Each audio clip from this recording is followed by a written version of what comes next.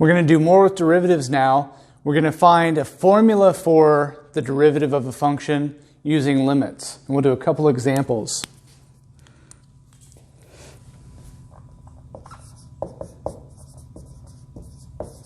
Examples using limits to find derivative, not particular derivative values now, but derivative formulas. Okay? Using limits to find derivative formulas. So what I mean by that, so here's an example. Suppose, let's take a rational function. Suppose f of x equals 3x plus 1 over 4x minus 2. Okay? Suppose that's our function. If I want a formula for the derivative, one way maybe to say it is determine f prime for derivative.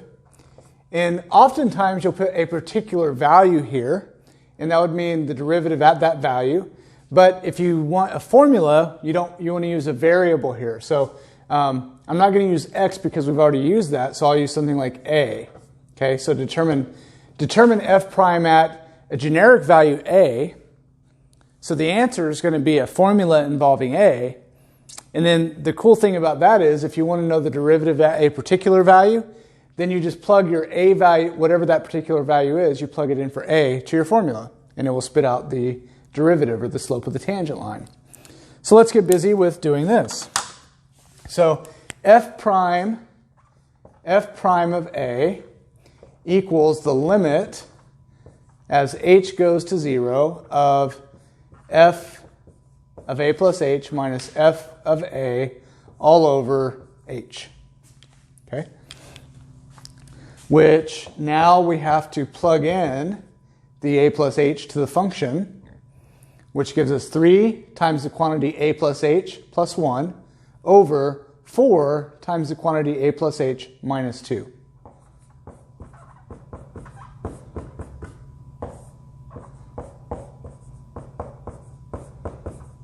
Okay, so that's the f of a plus h part. Minus f of a, so I have to use a as my input, so that's going to be 3a plus 1 over 4a minus 2.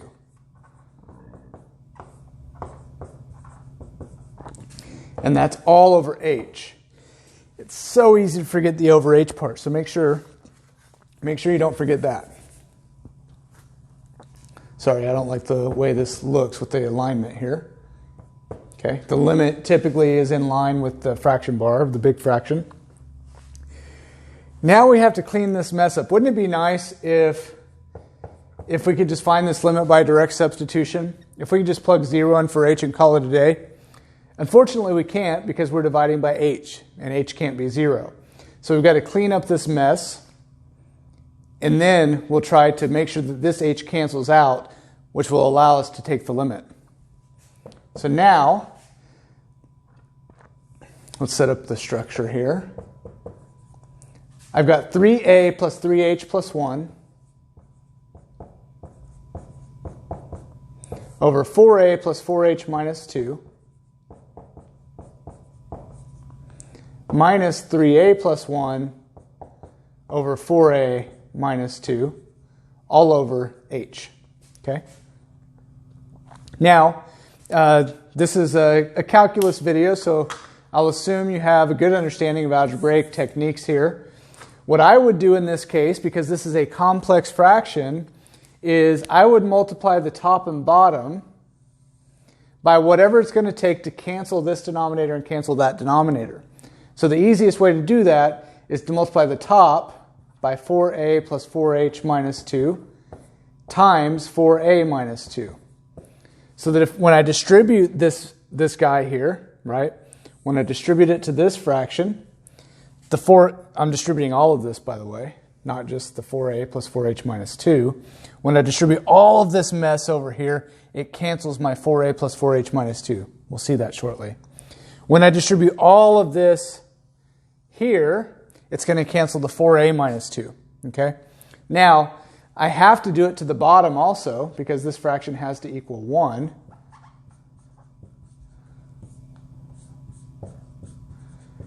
And on the bottom, we're not trying to fix anything, so I'm just going to leave it as h times 4a plus 4h minus 2 times 4a minus 2 when I multiply. Okay? So let's see what the next step looks like. So we end up with the limit of the fraction. When I distribute both of these to the first fraction, the 4a plus 4h minus 2 cancels, and that cancels here. So that leaves behind a 3a plus 3h plus 1. And it also leaves it behind the 4a minus 2 because that didn't cancel. Then I've got minus, same idea here. When I multiply both of these by the second fraction, the 4a minus 2 cancels, leaving a 3a plus 1 times a 4a plus 4h minus 2. Okay? No fractions at least, right? We've still got quite a bit going on up top, but there aren't fractions. And then the bottom is really simple. We just multiply the denominators. So we've got h times 4a plus 4h minus 2 times 4a minus 2. We still can't take the limit by direct substitution because we're still dividing by h. So we've got to clean this up now. All right, so to do that, we have to multiply all of this out, and then we'll subtract the results. Hopefully I have enough room here. So we're going to get 12a squared minus 6a. I'm going to write kind of small. 12a squared minus 6a. Plus 12ah minus 6h. Plus 4a minus 2. Okay? So that's what we get when we distribute all this. So we get all of that minus 12a squared plus 12ah minus 6a. Running out of room here. Let me see.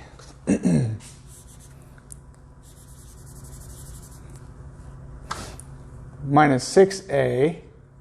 And then I've got plus 4a plus 4h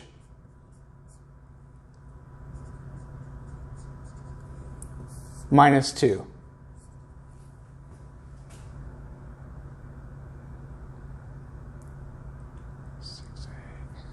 Just double checking here. 3a plus 1, 4a plus 4h minus 2, 12a squared, 12ah minus 6a plus 4a plus 4h minus 2. Okay, there we go. And the bottom doesn't change. In fact, I'm not even going to write it all out every time. I'll just put placeholders there. Now what we're going to do is distribute this negative and see what happens when we do that. Distribute the negative and combine like terms. So we've got positive 12a squared, and this turns into negative 12a squared. That's 0. We've got negative 6a, and we've got a positive 6a. That turns to 0. We've got 12ah, and we've got negative 12ah. This is nice, turning to 0, right? We've got negative 6h, and we've got negative 4h. They don't cancel, but that gives us negative 10h. Then we've got positive 4a, and we'll have negative 4a. And finally, we have negative 2, and we have positive 2. That's 0. So all that's left on top, when we cleaned up all that mess, unbelievably, all that's left is negative 10h. On the bottom, we still got everything on the bottom. H times all of this stuff.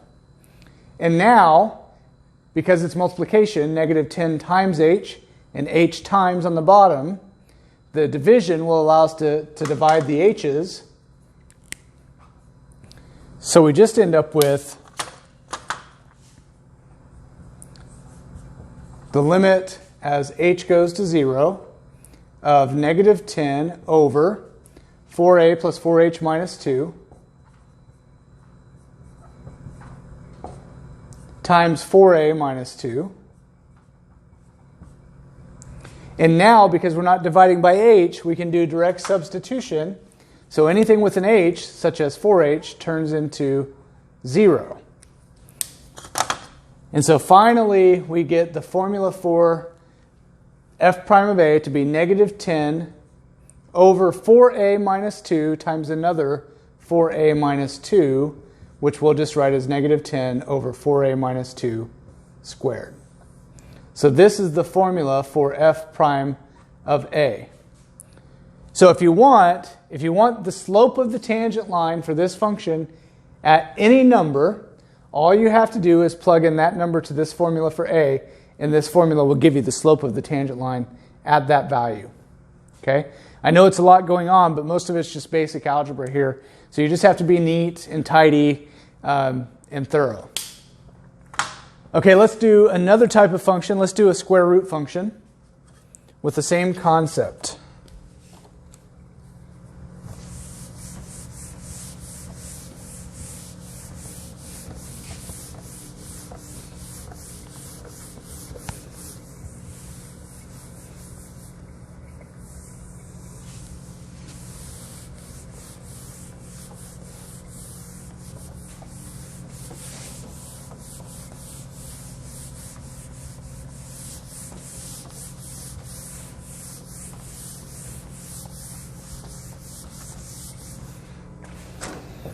So now let's call our function something besides f. You don't have to use f all the time. Suppose g of x equals maybe the square root of 3x minus 1. And we'll do the same thing. Let's determine f prime of a. We'll move a little quicker now because we understand the idea. So except this should be g prime of a, correct? I fell into my own trap here. I did it for the benefit of you, so you could see how easy it is to make that mistake. All right, g prime of a is going to be the limit as h goes to 0 of g of a plus h minus g of a all over h. So now we have to take the limit. G of a plus h means put a plus h in as our input to the g function. So we'll have the square root of 3 times the quantity a plus h minus 1.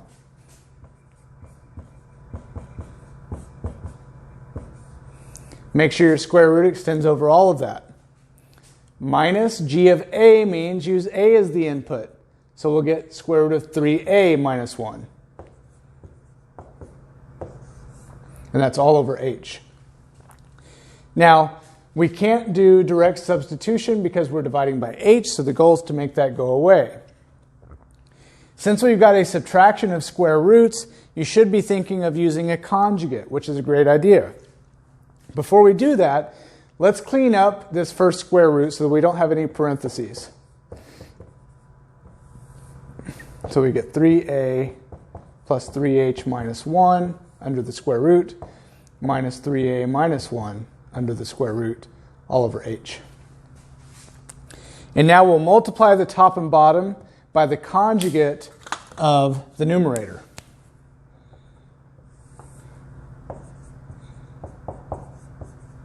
The square root of 3a plus 3h minus 1 plus the square root of 3a minus 1.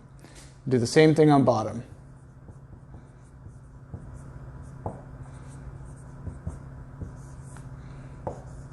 Okay? So we end up with, on the top, since these are conjugates, all I'm concerned about is multiplying the first two terms and multiplying the last two terms. Multiplying the first two terms, the square roots go away, and I just get 3a plus 3h minus 1. No square root. And then I've got negative square root times positive square root. That's going to be a minus. And then square root of 3a minus 1 times itself just gives us 3a minus 1. So I've got to take all of this minus all of that. On the bottom, I'm just going to have h times the sum of those two square roots.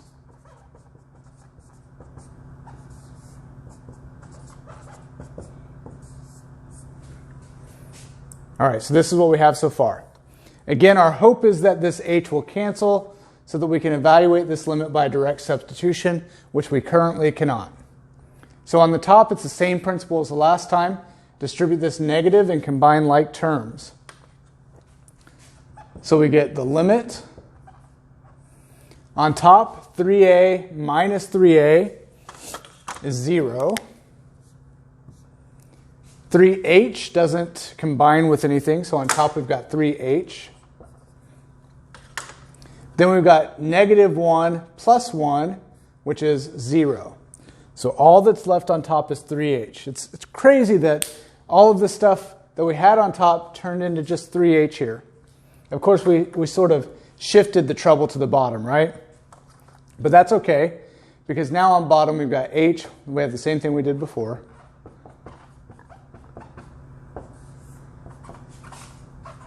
Minus 1.